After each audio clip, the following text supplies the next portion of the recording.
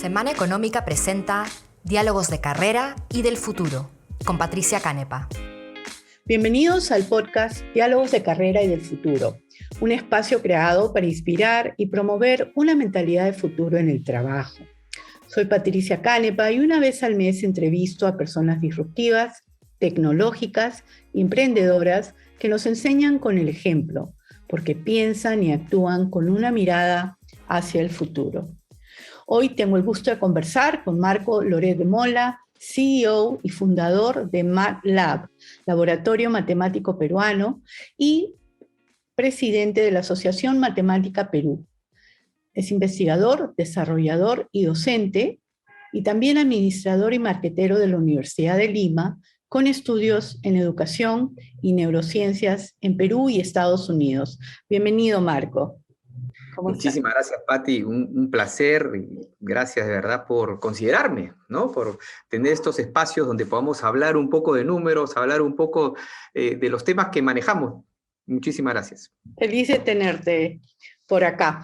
Marco, ¿por qué no empezamos con que nos cuentes un poquito de ti? ¿Cómo así pasas de trabajar en una empresa de consumo masivo a fundar MATLAB? La empresa de consumo masivo, yo pensaba que era lo que quería para desarrollarme laboralmente. Uh-huh. Llego a a una posición ideal, fascinante para lo que yo estaba buscando, una posición de marketing, consumo masivo, como lo has mencionado, donde podía dirigir varios países. El producto era un producto juvenil, tenía todo. El sueldo no era malo, pero digamos que estaba en una etapa en mi vida en donde podía arriesgar. Uh-huh. Y siempre había soñado, pues, con tener las riendas, ¿no?, de mi propia vida en el sentido de poder manejar este negocio. Esa idea loca que uno dice, seguro voy a tener un montón de éxito inmediato y me va a sobrar el tiempo, ¿ah? Solamente me va a faltar tiempo para gastar, ¿no? Todo el dinero que podría producir. Cosa que te das cuenta una vez que te metes a este mundo que no es así, ¿no? Ahora trabajo mucho más. Pero a lo que voy es, decidí, pues, ya que no tenía muchas responsabilidades, dejar ese trabajo de consumo masivo, aprovechar todos los conocimientos que había desarrollado en esos años y emprender. Uh-huh. Y sin tener nada seguro, Pati, renuncio a mi trabajo. Tenía el trabajo de mi esposa que ayudaba a los costos fijos de la casa, no los cubría. Y yo vehementemente pensé que iba a poder hacer en corto tiempo la diferencia, ¿no? Y listo, tenía un buen fondito que había ahorrado y decidí emprender. O sea, no emprendí directamente con MATLAB, a eso voy, sino que hubo otras opciones primero que no funcionaron y finalmente llegué a MATLAB, ¿no? ¿Y qué desafíos enfrentaste y qué competencias o habilidades sientes que te ayudaron para sacar adelante un startup matemático? La perseverancia, sabemos que es parte de la fórmula, o tal vez una mayoritaria porción de la fórmula, ¿no? Es imprescindible estar enfocado, porque solamente me dediqué a MATLAB cuando empecé con este emprendimiento, que ahora ya es una empresa, gracias a Dios, enfocado, perseverante y también yo diría mucho estado de ánimo equilibrado, ¿no? Porque nacía mi primer hijo, compraba mi casa, el negocio a veces no avanzaba como uno esperaba, y igual tienes que tener un estado de ánimo que por algo has dado ese paso, ¿no? De querer emprender. Uh-huh. Tiene que ir consecuente a lo que has tomado tu decisión. ¿Has decidido emprender? Sí, perfecto. Entonces tu estado de ánimo tiene que ser lo más equilibrado posible. No te puedes ir abajo. ¿Qué desafíos enfrentaste? O sea, ¿cuál ha sido, por ejemplo, cuéntanos de algún gran obstáculo que no esperabas y con el cual tuviste que lidiar? Bueno, todo el aparato del Estado es complicado para poder hacer negocios de arranque, ¿no? Todo es peros, todo es difícil, todo es complicado, todo toma tiempo. Ya. Entonces, paciencia también tienes que tener, además. Ahora, como has venido del sector corporativo, por decirlo de alguna manera, o de empresa, ¿qué recomendaciones le harías a alguien del mundo corporativo que está contemplando convertirse en empresario? De nuevo, ¿no? El objetivo final, que lo fui aprendiendo con los años, es que tú llegues a tu vejez con un nivel económico, ¿no?, y de éxito y personal de acuerdo a lo que tú estás soñando, ¿no?, al propósito que te estás colocando de manera individual. Ajá. Entonces, depende de la etapa que estás. Ahorita ya soy una persona de 46 años, pienso que le estoy hablando a alguien de 46 años. Ya. Que seguramente ya tiene una caja, de repente ya invirtió, o tiene una deuda, que le diría en ese momento, no, tú a los 46, si tienes deudas muy grandes, es que estás manejando todo mal, ¿no? Y te queda poco tiempo para corregir, o sea, primero corrígete. No, más que ir al emprendimiento, si tuviera 25 años el chico le diría, ok, emprende, seguramente también tiene caja y todo, pero tiene más tiempo, emprende sevemente y agárrate fuerte porque vas a cometer errores que la única forma, al menos a mi experiencia, es irte asesorando en el camino. Uh-huh. ¿No? Eso es lo que diría a esos, digamos, dos grupos etarios. Ya, perfecto. Ahora, eres un evangelizador de las matemáticas, usando el término pues, de Guy Kawasaki, que era evangelizador de Apple. Has salido en la portada de Somos, tus videos diarios sobre la evolución de la pandemia en YouTube te convirtieron en una especie de influencer. Hoy, que cada vez más empresas entran a las redes para fortalecer su presencia mediática, quizás les puede servir escuchar algunas recomendaciones sobre lo que te ha funcionado bien y no tan bien en las redes sociales. ¡Wow! Ese es un aprendizaje continuo. Me ha funcionado. Mira, sí te dejaría un solo punto que es muy valioso. Que tenga más o menos vistas uno de tus contenidos no significa que sea mejor que otro que tenga más vistas. Y te estoy hablando de una proporción de 10-1. ¿Ya? No pienses por tener algo que tuvo un alcance de 100.000 vaya a ser mejor que uno que tiene un alcance de 10.000. Y así haz los números como lo que quieras. Esa es la enseñanza que yo te daría en lo que es redes, porque uno piensa equivocadamente que no, a mayor alcance, más efectividad, mejores réditos va a tener ese contenido que estoy subiendo. No siempre es así, pero para nada. Depende al público que te vas dirigiendo, la comunicación que hagas, qué tanto valor tiene ese contenido. O sea, puede ser mucho menos el impacto y aún así te puede dar más mayores réditos. Claro, y ahorita se me vienen a la mente los micro-influencers, ¿no? O sea, que están muy enfocados en nichos que no necesariamente llegan pues a millones de personas, pero las empresas les interesa estar con ellos porque sí llegan a un target más chico, pero mucho más enfocado, donde probablemente el contenido también es muy bueno, ¿no? Así que me parece... Es más valioso para esas empresas, Claro. Mucho más valioso para esas empresas y tú empiezas a crecer en ese nicho que a la vez empieza a crecer también, ¿no? Y ya deja de ser un nicho, ya agarras un segmento, una porción. Entonces es bastante interesante ese aspecto, ¿no? Ahora, Marco, yo desde el colegio, o sea, siempre escuché la frase odio las matemáticas en castellano, cuando estaba en el colegio en Estados Unidos, o sea, en inglés o en castellano, mucha gente odia las matemáticas. ¿En inglés cómo te dicen? I hate math, algo así. I hate math, sí, I hate math. Entonces, ¿de dónde crees que viene esto y cuál es la solución? No, todos sabemos de dónde viene, ¿no? Todos sabemos, de repente no interiorizamos qué es lo que pasa a manera neuronal, ¿no? No nos damos cuenta que nos están poniendo palabras que no entendemos, ¿no? Como que yo te dijera polígono, ¿no? De repente, ay, aguanta, ¿qué era? O polinomio, ¿qué era? Claro. Ajá. Pero tu capacidad matemática está arriba, Pati, la de todos. Ajá. O de repente que me ponen temas en desorden. Ya sabemos todos también lo que estamos escuchando, que nuestro cerebro aprende en orden. Entonces, si me enseñan en desorden, ¿no? En un trabajo nuevo, imagínate, Pati, te dicen, ya, esto está acá, esto está allá, y todo desordenado. Pasa un mes y estás jalándote los pelos. Así pasa en mate 8 años, ¿no? Entonces, el por qué ya lo tenemos claro, como te digo, o tenemos una percepción muy buena de por qué. El tema es que perdemos esa conciencia del potencial de la matemática desde el punto de vista anímico, desde el punto de vista laboral y desde el punto de vista inclusive personal, ¿no? Porque para casarte puedes hacer algunos numeritos para tomar una decisión más acertada. Pero ¿dónde está la solución? La solución está en empezar a enseñar una matemática, no, perdóname por no te agarré la segunda parte de la pregunta, una matemática más aplicativa, ¿no?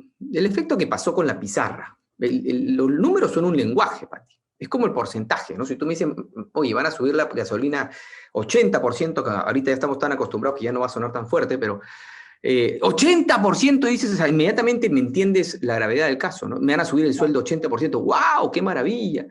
¿No? O sea, puede ser negativo o positivo, ¿no? El número es un lenguaje. Entonces, nosotros utilizamos el número para comunicar un tema tan sensible como era la pandemia. Bueno, pero el número en toda índole es un lenguaje que me sirve a mí para quitarme la venda de los ojos, lo que pasó con la pizarra, lo que pasó con los números de la pandemia.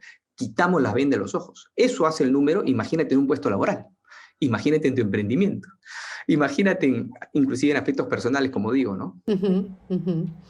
Ya, entonces es como que familiarizarse un poco con este concepto de que es una especie de lenguaje y que te ayuda de alguna manera a poder comprender las cosas, ¿no? Exactamente, y no es una especie de lenguaje, es un lenguaje, es una forma de ver el mundo que la tenemos, Pati, para cerrarte un poco más la idea, la tenemos desde niños, desde que nacemos y entramos al mundo, ya estamos haciendo, tenemos una idea de cantidad, ¿no? Sabemos que tengo 2 papás o no sé, varios hermanitos, los identifico, falta uno, por más que tengo meses, ya sé que falta alguien. Eso es una cantidad, eso estoy haciendo una estimación de cantidad en mi cerebro y me está dando un resultado de placer, ¿no? ¡Ay, llegó el último del miembro de mi familia! Que no sabe ni los nombres, no habla ni balbucea con la puta, sí, y ya sabe, ¿no? Y eso le genera un placer. O cuando estamos con nuestra mamá, subimos escaleras y decimos, ¿qué decimos, Pati? ¿No? 1, 2, tenemos un año y medio, y estamos, por intermedio del número, estamos comunicándonos con nuestra mamá, con ese ser maravilloso.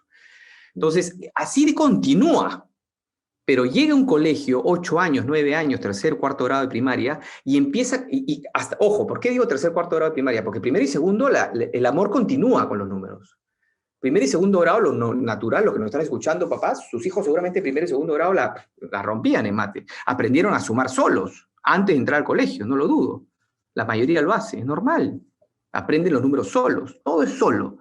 Entonces entra el primer grado que te enseña una matemática hermosa, el segundo grado también, tercer grado ya no. Tercer grado te empiezan a dar problemas con tiempo o hablar del obrero o del caracol que se rebala en el árbol y empiezan a darte una cantidad de contenido por 7 años más que no tiene relación con tu propia realidad, que ya no es aplicativo. Entonces generan este odio. La solución estaría en continuar ese romance a lo largo de la vida, que muchos países lo están logrando, ¿no?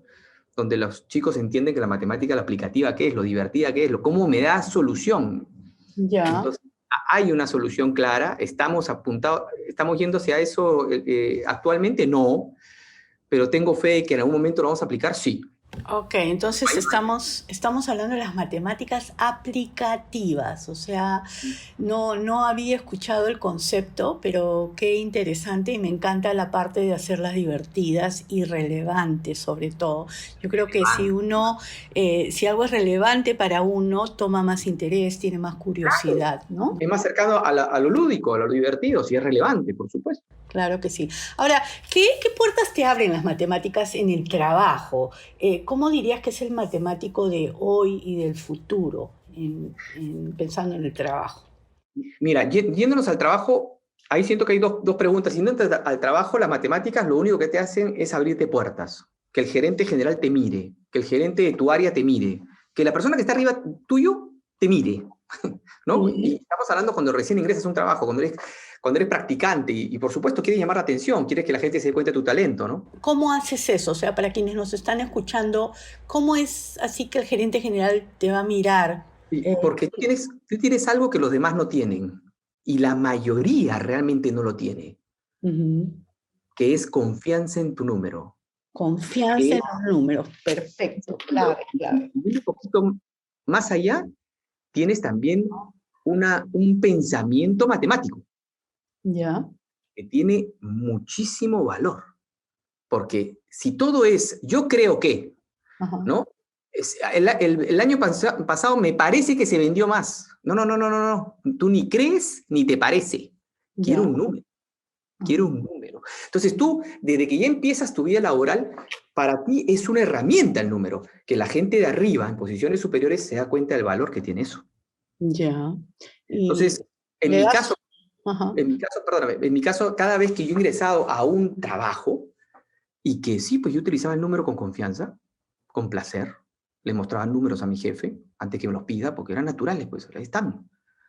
inmediatamente me abrió las puertas. Y además, insisto con lo que te dije, como es tan poco, hay gente que tiene esa habilidad o esa confianza, llama muy rápido la atención. Disculpa que te interrumpa, pero no quiero que se me vaya la idea, porque yo yo tenía la percepción de que todo lo contrario, o sea, que había mucha gente que domina este tema matemático, que tiene esa confianza matemática, sobre todo en las esferas más altas del mundo ejecutivo, ¿no? Y me llama la atención que no sea tanto así, que más bien sea la minoría, ¿no? La minoría, tú me estás hablando de otro grupo. Una vez que ya vas madurando en tu proceso, ya te das cuenta del potencial de los números. Llegas a ellos y te empiezas a enamorar. Te das cuenta que te dan resultados, que te ayudan a tomar mejores decisiones. Entonces, todos los empresarios que tú me estás hablando, por supuesto, van a tener al número al costado o alguien que los ayude directamente, como Lapa. Pero al principio, que es lo que te hablo yo, que tú quieres llamar la atención, que tú quieres sobresalir, que tú quieres empezar un emprendimiento, por ejemplo, que tienes esas ganas, la fuerza y el tiempo, y tal vez pocas responsabilidades para iniciarlo, y es el número el que en un puesto laboral te hace que te miren, o también en decisiones personales te ayuda a tomarlas de manera más acertada. Entonces, sí, cuando estás en un puesto de trabajo, el número es como que el que llega a la chamba y tiene el inglés perfecto, ¿no? Y antes era pocos, ¿no? Ahora ya todo el mundo, yo creo que está mucho mejor avanzado el tema del inglés, pero antes tener un inglés perfecto eras uno en la oficina. Eso todavía se mantiene en el tema matemático. Entonces, es una oportunidad muy importante. Ahora, hoy en día, y siguiendo en la línea del trabajo y el trabajo del futuro, tenemos que ser altamente competentes en lo digital, sin importar qué carrera estudiamos realmente, pero mi impresión es que también tenemos que ser buenos comunicadores y ciertamente dominar las matemáticas, sobre todo porque vivimos hoy en día en una sociedad y un mundo laboral que gira cada vez más alrededor de algoritmos, de robots, de la nube, de la interpretación y traducción de los datos para entender lo que nos dicen nuestros consumidores, en fin, para tomar decisiones más acertadas. ¿Cuál es tu visión del rol de las matemáticas cuando hablamos del futuro del trabajo? Mira, las matemáticas, o sea, y estábamos justo hablando de eso, el matemático del futuro, ¿no? Que podríamos decir lo que es del presente, es el que sabe interpretar el número. Por eso que pierde valor también resolver una ecuación, saber cómo resolverla. Sí, es importante, definitivamente, plantear una función matemática que te resuelve, o podría resolverte todo el tiempo. Finalmente, ¿qué haces con ese número? Porque la función te da pues 4.25, ya, ¿qué haces con el 4.25? ¿Sobre qué número lo estás comparando? Entonces, ese es respondiendo un poco el matemático del futuro, entre comillas matemático, la persona que quiere usar el número como aliado. ¿Qué voy a hacer con este número? Y sí, tú mencionaste, por ejemplo, el tema de los comunicadores. El comunicador, la mejor forma de comunicar es con un número. Yo voy a iniciar una conferencia y digo, el 25% de los peruanos no está conforme con tal cosa. Ya capté inmediatamente tu cerebro está sobre su propia experiencia, sobre su propia actividad, comprobando si ese número te hace sentido. No hay forma que estés pensando en otra cosa, ya te agarre. Entonces, el número me permite comunicar adecuadamente. Por el lado del análisis de ventas, por supuesto, ¿no? El análisis del cliente, toda la data que finalmente yo obtengo de las redes o de los medios que tenga para conseguir data, se traduce a números. Y de nuevo, centro la respuesta, ¿no? ¿Qué haces tú con el número? Es lo que está tomando mayor importancia en estos momentos. Ya, lo que haces con el número. Pero, y yo diría, según lo que estoy entendiendo, que los números dan sustancia a lo que te dices, ¿no? A lo que uno puede decir. Va más allá de mencionar algo si no tienes el sustento necesario, y idealmente un sustento numérico, como que podría ser o ser visto como un argumento un poco fofo, ¿no? Entonces, es una evidencia. Un dato numérico es una evidencia. Es una evidencia, así es. Exacto. Y la ciencia y la evidencia son cosas que van de la mano. Entonces, yo teniendo evidencia ya estoy haciendo ciencia, en parte. Ciencia de la manera más sencilla de la palabra, ¿no? Pero ciencia, es análisis, es interpretación, es hipótesis, es comprobación de la hipótesis. Entonces estás haciendo un montón de trabajo ahí tan solo porque tienes evidencia. Mientras que no tengas evidencia, que no tengas esa data, va a ser difícil que puedas tomar una decisión acertada más que una opinión sola, ¿no? Ahora, Einstein decía: no te preocupes tanto por tus dificultades con las matemáticas, porque te aseguro que las mías son mayores, ¿no? Y esta frase podría dar cierta tranquilidad a quienes no se sienten buenos, ¿no?, en las matemáticas, pero igual podrían sentirse en desventaja académica y profesional. Mi caso, por ejemplo, yo tengo una formación en letras y una maestría en negocios, pasé el examen de ingreso de una multinacional que tenía también incorporada la parte matemática en la prueba. Es decir, no es que estoy en cero ni que estaba en cero, pero para mí fue evidente que mi velocidad matemática no era similar a la de mis colegas que eran ingenieros y economistas, y a veces en las reuniones de trabajo los números y los cálculos volaban por encima de mi cabeza, lo cual me era súper intimidante porque tenía que estar preguntando, ¿no? Sentía que no estaba yendo al mismo ritmo, que estaba como que desfasada. Creo que es algo parecido a lo que mencionaste de hablar o no hablar inglés, ¿no? Uno puede sentirse perdido. Entonces, ¿cómo hacer para fortalecer la autoestima matemática? Wow, ese tema de la autoestima es fuerte. Pero yendo a tu caso, si tienes la suerte de escuchar que la rapidez mental no tiene nada que ver con tu capacidad matemática de tomar una decisión sobre evidencia, sobre un número, estate tranquila, ¿no? Lo que te pasaba en ese momento en las reuniones, si es que estaban haciendo muchos cálculos, es que tú no puedes ir a la misma velocidad y está bien. Mario Vargas Llosa tiene un premio ¿no? De literatura, y no porque escribe rápido, sino porque escribe bien. Entonces, ¿no? ¿Estás de acuerdo? Yo también, de repente, vas más rápido que yo mentalmente en operaciones matemáticas, digo, frena, te voy a decir yo, y saco mi calculadora, si estamos hablando de un tema de MATLAB, una decisión importante, ¿no? Y voy a mi velocidad, ¿no? Pero sí, yo estoy seguro que en más de una de esas reuniones, Pati, mira, me voy a lanzar, tú has tomado una decisión o tú has dado un punto de vista basado en evidencia, basado en un número que los otros ingenieros no se habían dado cuenta. Porque la capacidad matemática de cada uno, el análisis, la conclusión, es innata. Lo vienes haciendo. Y también todos tenemos un lado lógico, analítico, todos. Y estoy segura que tú lo tienes, pero hasta arriba también, que te gusta, ¿no? Por eso has logrado tantas cosas que has logrado. No creas, pero bueno. Marco, pero ese tipo de análisis es que se requiere para una toma de decisión. Está el cliente, no sé, tienes una data, el cliente tiene una forma de ser, o uno tiene el juicio de que el cliente va a reaccionar de una forma, y con la evidencia tú demuestras que no necesariamente, que podemos hacer una nueva estrategia. Me estoy inventando, ¿no? ¿Y claro, cuál ha sido tu evidencia? De repente que viste un 1 y después viste un 3, y que para ti fue, oye, de 1 se fue a 3, es un montón. Claro. Y te llamó la atención. Y estamos hablando de dos números muy chiquititos, pero el análisis que tú has hecho ahí, eso es lo valioso. Sí, eso sí, esa parte sí me es, ¿no?, bastante familiar o cómoda de alguna manera, pero yo siempre tengo la idea de que uno para estar bien en la vida y en el trabajo tiene que poder dominar no matemáticas avanzadas, a no ser que quieras hacer una carrera especializada, sino las cosas básicas, los porcentajes, los decimales, las fracciones, las ecuaciones, ¿no? Cosas realmente sencillas.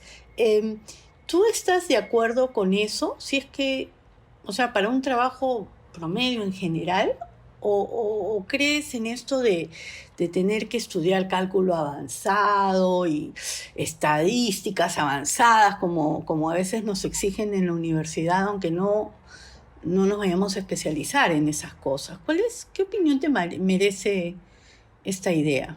Mira, estoy completamente de acuerdo contigo. Tú, en un trabajo, los primeros años de trabajo, casi te diría la mitad o un poco más de la mitad de tu vida laboral, pienso yo, que necesitas dos cosas matemáticas. Una, regla de 3 y dominar porcentajes. Y se acabó. O sea, no necesitas más. Con esos dos tú te puedes desempeñar, llamar la atención de tus jefes, tomar decisiones importantes, olvídate, es una maravilla. Pero tener confianza en esos dos que estás haciendo. Porque por más herramientas que tengas, si no las quieres utilizar o tienes miedo de utilizarlas, no te van a servir. Esas dos son muy potentes en el tema de matemáticas. Ese es un excelente dato.